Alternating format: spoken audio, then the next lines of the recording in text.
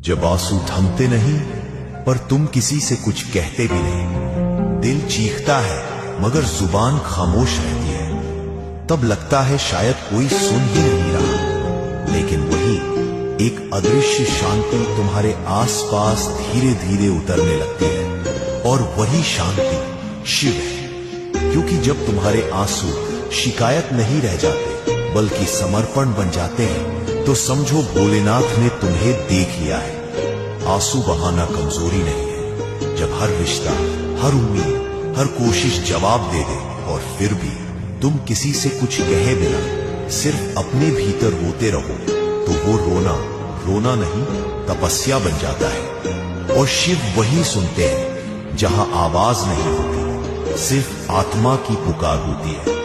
वो तुम्हारे टूटे शब्दों से ज्यादा तुम्हारे शांत आंसुओं को समझते हैं। याद रखना, जब इंसान के सारे रास्ते बंद हो जाते हैं तब शिव अंदर से रास्ता खोलते हैं। तो अगर आज तू भी टूटा है, खुद से लड़ रहा है और सिर्फ अपने आंसुओं को साथी बना पाया है, तो डर मत, तू अकेला नहीं है। तेरे आंसू अब तपस्या बन चुके हैं, और जब आंसू तपस्या बन जाए तो शिव को उतरने में देर नहीं लगती।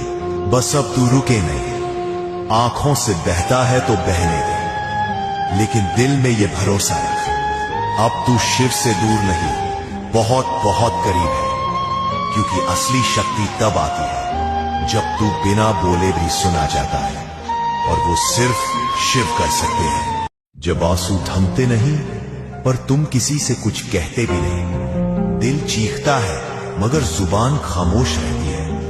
तब लगता है शायद कोई सुन ही नहीं रहा, लेकिन वही एक अदृश्य शांति तुम्हारे आसपास धीरे धीरे उतरने लगती है। और वही शांति शिव है, क्योंकि जब तुम्हारे आंसू शिकायत नहीं रह जाते बल्कि समर्पण बन जाते हैं, तो समझो भोलेनाथ ने तुम्हें देख लिया है। आंसू बहाना कमजोरी नहीं है। जब हर रिश्ता, हर उम्मीद, हर कोशिश जवाब दे दे और फिर भी तुम किसी से कुछ कहे बिना सिर्फ अपने भीतर रोते रहो, तो वो रोना रोना नहीं तपस्या बन जाता है। और शिव वही सुनते हैं जहां आवाज नहीं होती, सिर्फ आत्मा की पुकार होती है। वो तुम्हारे टूटे शब्दों से ज्यादा तुम्हारे शांत आंसुओं को समझते हैं। याद रखना, जब इंसान के सारे रास्ते बंद हो जाते हैं तब शिव अंदर से रास्ता खोलते हैं।